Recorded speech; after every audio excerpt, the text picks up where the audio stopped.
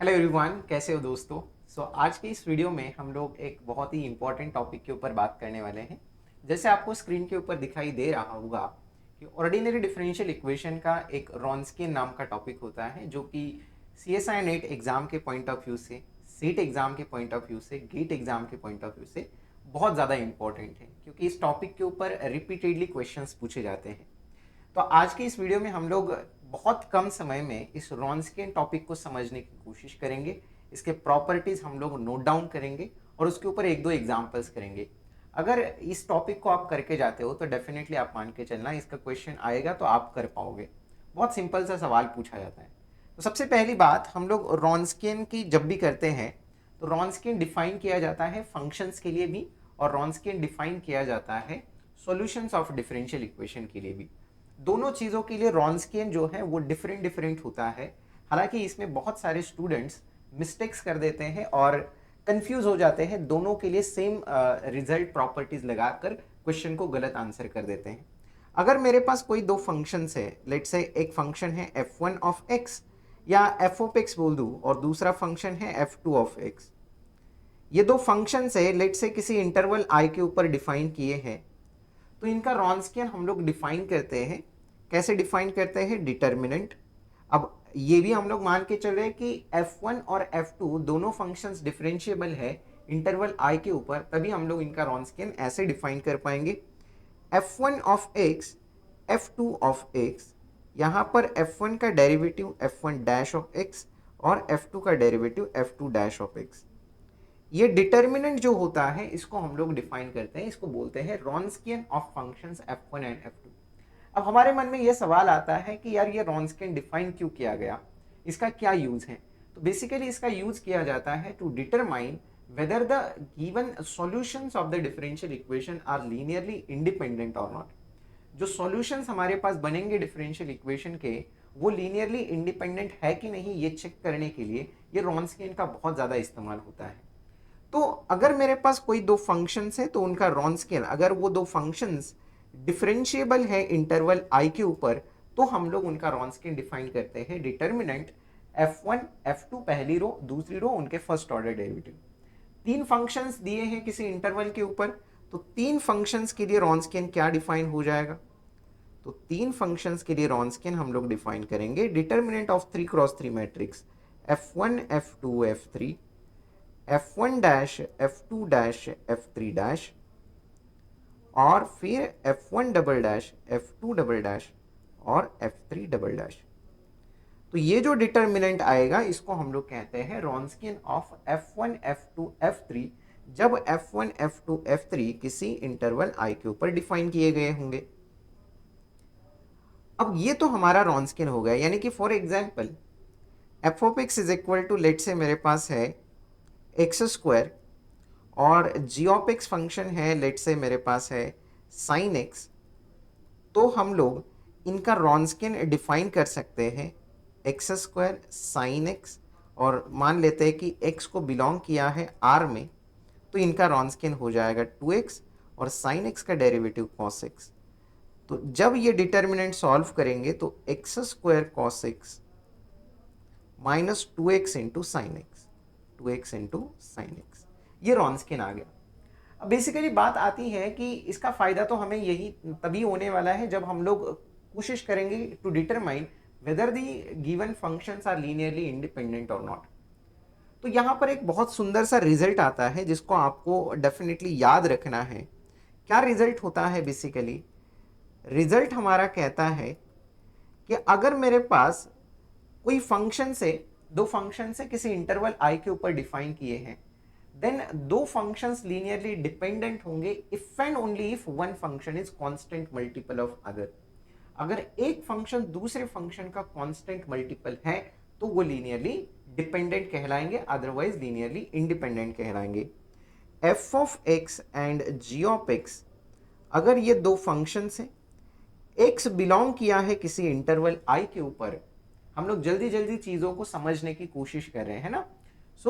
ये दो फंक्शंस है f of x and g of x, interval i के ऊपर डिफाइन किए हैं, are linearly independent, then f and g are linearly dependent बोल देते हैं, are linearly dependent on interval I if and only if, बहुत important statement है, if and only if statement है, if and only if f of x is equal to k times g of x for all x belongs to the interval I for some k belongs to R। अगर कोई constant मुझे मिल जाता है k such that एक function दूसरे function का constant multiple हो जाता है, तो वो उसको हम लोग लीनियरली डिपेंडेंट कहते हैं। यानी कि अब ये फंक्शन एक एक्स स्क्वायर है और एक साइन एक्स है, क्या ये दो फंक्शंस एक दूसरे के कांस्टेंट मल्टीपल्स है क्या? डेफिनेटली आप कहोगे they are not constant multiples of each other. ये जो दो फंक्शंस होंगे वो कैसे होंगे? लीनियरली इंडिपेंडेंट होंगे। वो कैसे होंगे? लीनियरली इंडिपेंडेंट होंगे।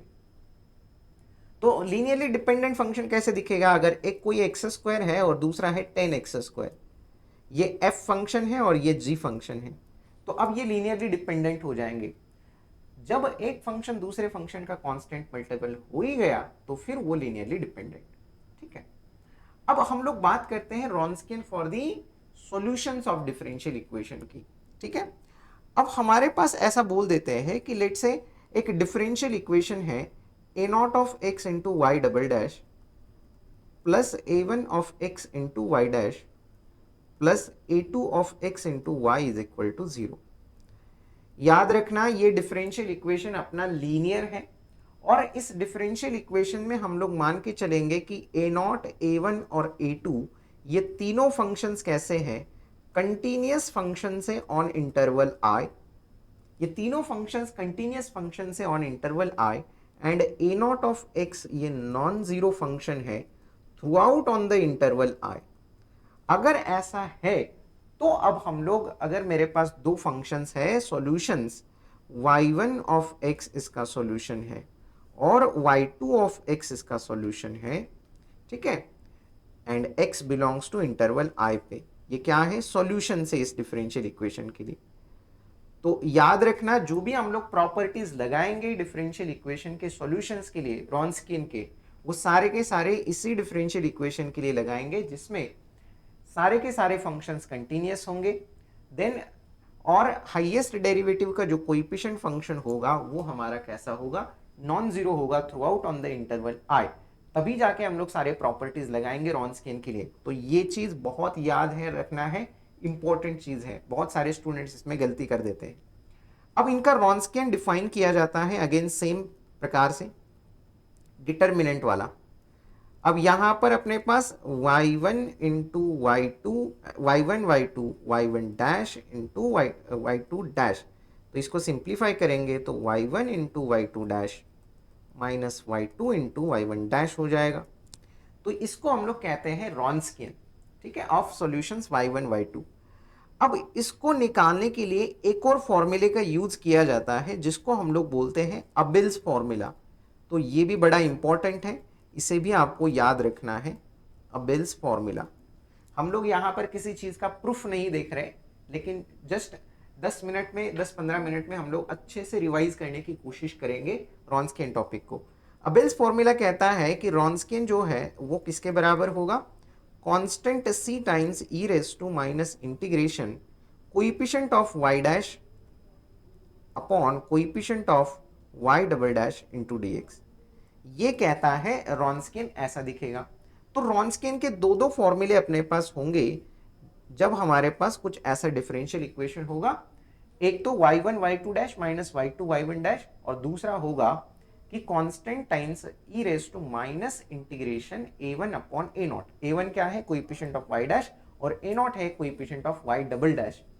अब ये जो रॉन्स्कियन है, अब सवाल क्या है? क्वेश्चन हमारे पास ये है कि y1 और y2 के बारे में, लीनियरली इंडिपेंडेंट और डिपेंडेंट के बारे में हमें डिस्कशन करना है, ठीक है, डिस्कस। अब यहां पर सवाल क्या है? Discuss linear independence and dependence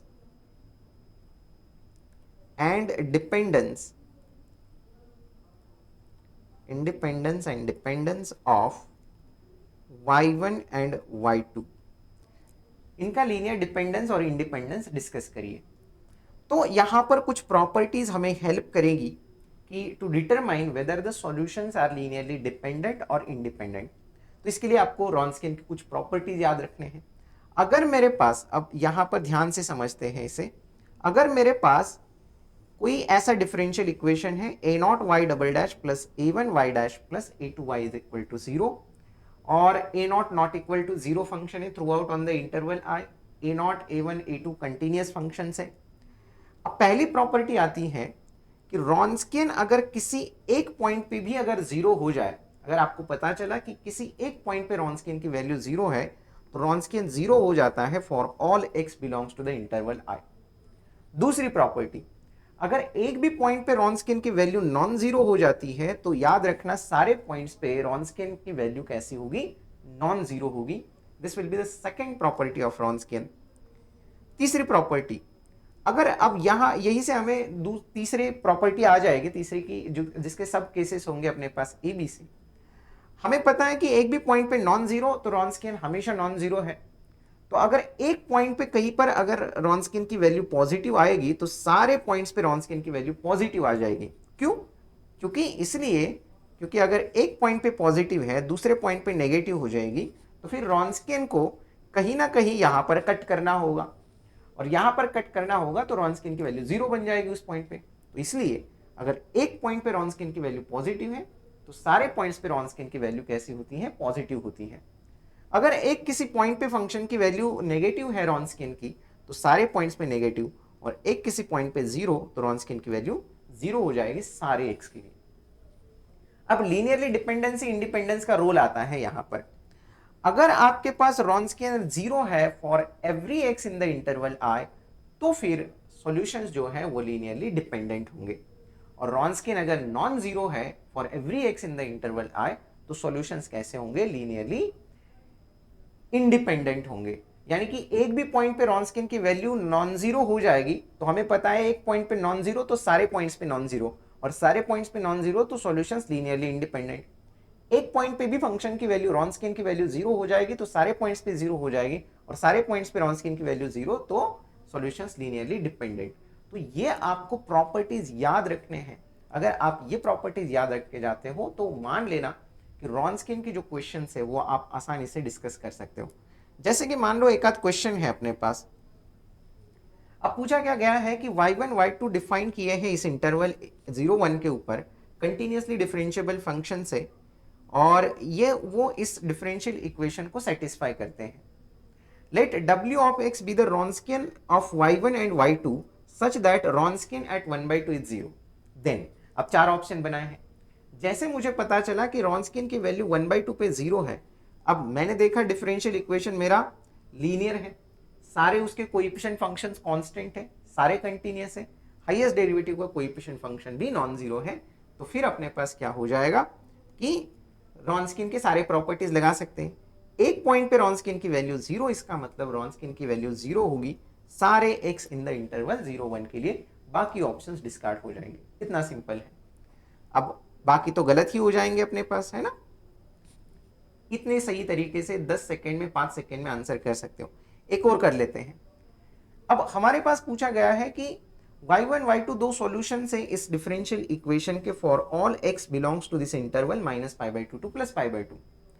y1 की वैल्यू 0 पे √2 है, y1 डैश की वैल्यू 0 पे 1 है, y2 की वैल्यू 0 पे -√2 और y2 डैश की वैल्यू 0 पे 2 है। तो वैल्यू निकालनी है रॉन्सकियन की at point x equal to π/4। अब देखो, ऐसे केस में अगर मैं अबेल्स फॉर्मूला देखूं, तो मुझे पता है कि रॉन्सकियन इनका क्या होता है। रॉन्सकियन होता है c times e raise to minus integration coefficient of sin x y dash which is sin x upon coefficient of अपने पास cos x, है ना, coefficient of y double dash which is cos x। तो अपने पास c times e raise to, अब देखो cos x का derivative minus sin x numerator में अवेलेबल है, इंटीग्रेशन हो जाएगा log ऑफ cos x हो जाएगा।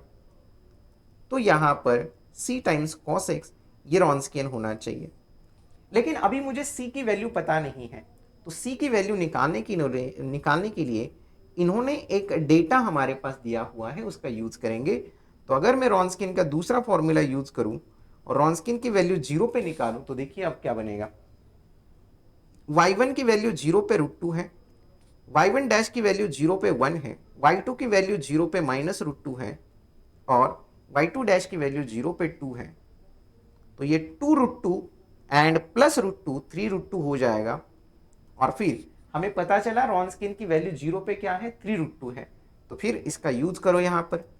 रॉन्स्किन की वैल्यू 0 पे 3√2 है, तो रॉन्स्किन की जगह 3√2, x की जगह 0 रखो, c टाइम्स कॉस 0 हो जाएगा 1, c की वैल्यू बन जाएगी 3√2 और c की वैल्यू 3√2, तो रॉन्स्किन बन गया अपना 3√2 इंटू कॉस एक्स।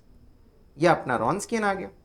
अब हमें वैल्यू निकालनी है रॉन्स्किन की एट x इक्वल टू π/4। तो रॉन्स्किन की वैल्यू π/4 पे अपने पास क्या बन जाएगी, देखो 3√2 इंटू कॉस π/4, कॉस π/4 की वैल्यू 1/√2, यानी कि ये बन जाएगा 3। आंसर होगा ऑप्शन सी अपना करेक्ट आंसर। ठीक है, आई होप ये सारी चीजें आपको क्लियर हो गई होगी। एक क्वेश्चन आपके लिए होमवर्क दे देता हूं, आप जरूर ट्राई करना इस क्वेश्चन को, अच्छा क्वेश्चन है। ठीक है, अब इसका आंसर आपको क्या करना है, कमेंट सेक्शन में डालना है। इस वीडियो के नीचे कमेंट सेक्शन में आपको इसका आंसर डालना है। सिंपल सा है ये भी सवाल, आप बस थोड़ा सा दिमाग लगाना होगा आपको।